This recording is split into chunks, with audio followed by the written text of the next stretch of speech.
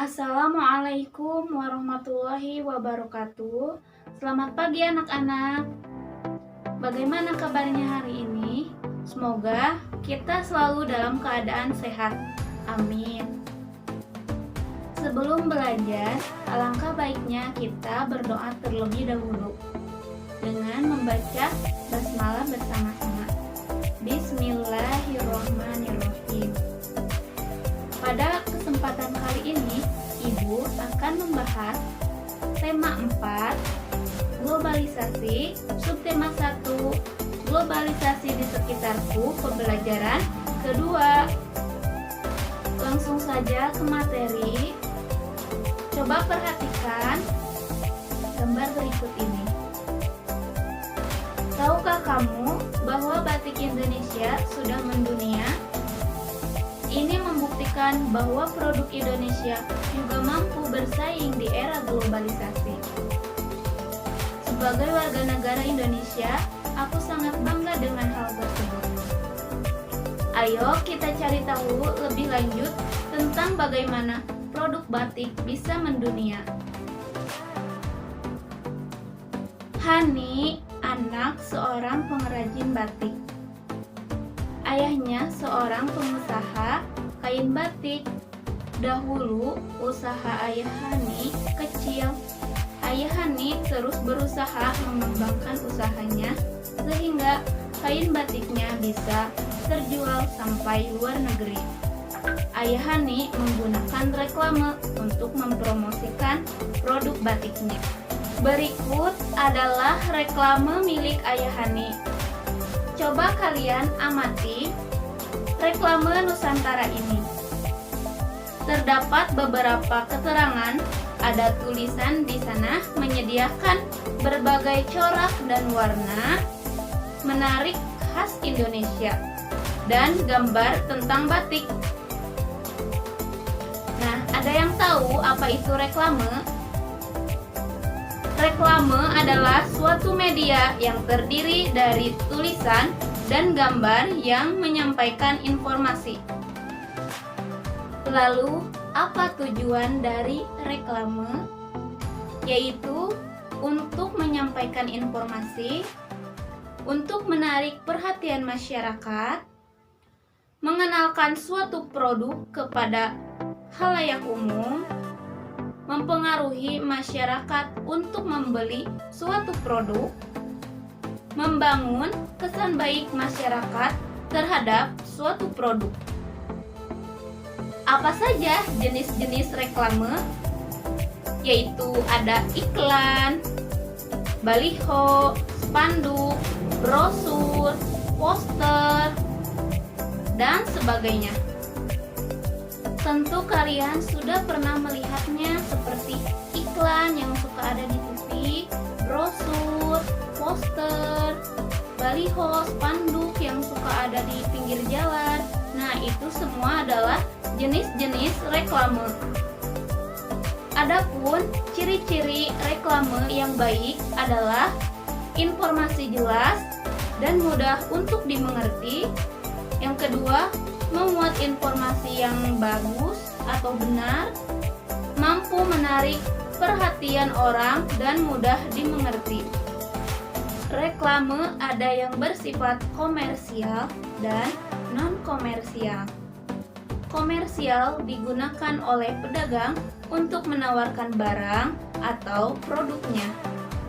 Sedangkan non-komersial digunakan untuk mengajak masyarakat melakukan suatu hal, misalnya hidup bersih, hemat energi, dan lain-lain.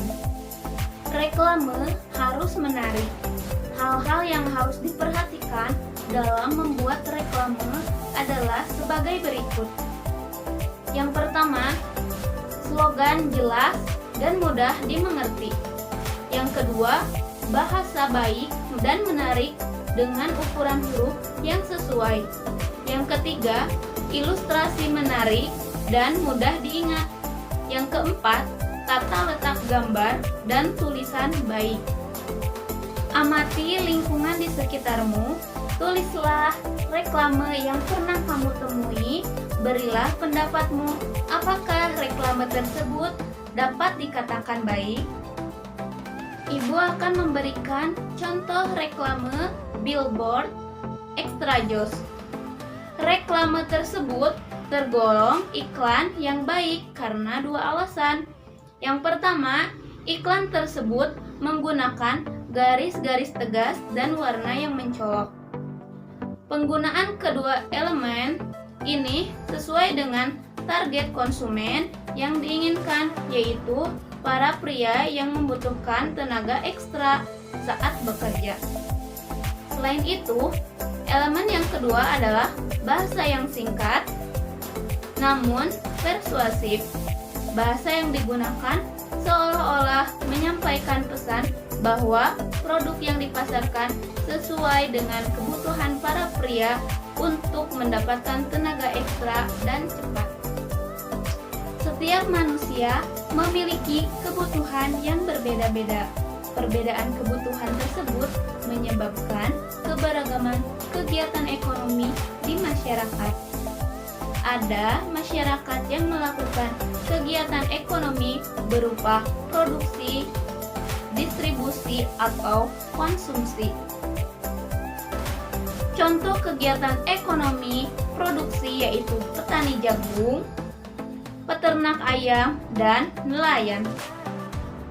Contoh kegiatan distribusi yaitu pengantar atau kurir, pedagang telur, dan agen beras. Contoh kegiatan konsumsi adalah membeli makanan, membaca buku, dan pengendara sepeda. Meskipun kegiatan ekonomi dilakukan berbeda-beda, tetapi kita harus tetap saling menghargai dan menghormati. Kegiatan ekonomi tidak menjadi penghalang kita untuk bersatu. Berikut sikap yang harus kita tetapkan dalam keberagaman ekonomi di lingkungan sekitar. Yang pertama, saling menghargai dan menghormati antar pelaku kegiatan ekonomi. Yang kedua, membayar barang yang dibeli sesuai dengan harganya. Yang ketiga, bermain dengan teman tanpa membedakan kegiatan ekonomi yang dilakukan oleh orang tuanya. Yang keempat, tidak bersikap sombong terhadap kegiatan ekonomi yang dilakukan oleh orang tua. Yang kelima, memudahkan kurir dalam mengirimkan barang dengan cara memberikan alamat yang jelas. Yang keenam, memuji barang yang dihasilkan oleh pelaku kegiatan ekonomi. Yang ketujuh, melakukan persaingan yang sehat antar pelaku kegiatan ekonomi. Ayah Hani sudah berhasil menjual produk batiknya sampai ke luar negara. Keluarga mereka bisa dikatakan keluarga yang berada dari sisi ekonomi. Ayah Hani selalu berpesan untuk tidak sombong dan tetap hidup sederhana. Berikut adalah cerita yang berjudul Sahabat Tak Terpisahkan. Coba perhatikan dan pahami cerita berikut ini.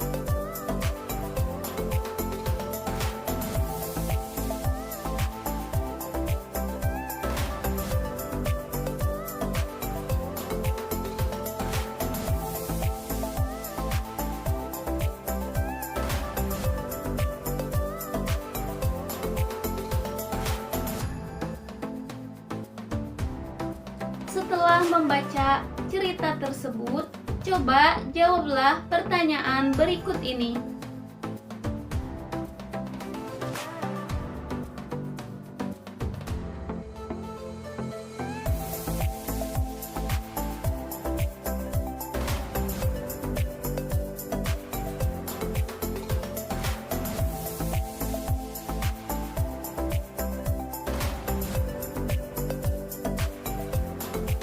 Dari cerita tersebut, Hani dan Dwi berbeda latar belakang masalah ekonomi keluarga. Namun demikian, mereka mereka tetap saling berteman baik. Hani tetap menghargai Dwi dan tidak bersikap sombong. Hani belajar kesederhanaan dari Dwi. Dwi menghargai Hani dan tidak malu untuk berteman dengannya. Coba ceritakan perasaanmu membaca cerita Hani dan Dwi. Mungkin dicukupkan sekian pembelajaran hari ini. Mohon maaf apabila banyak kesalahan. Wassalamualaikum warahmatullahi wabarakatuh.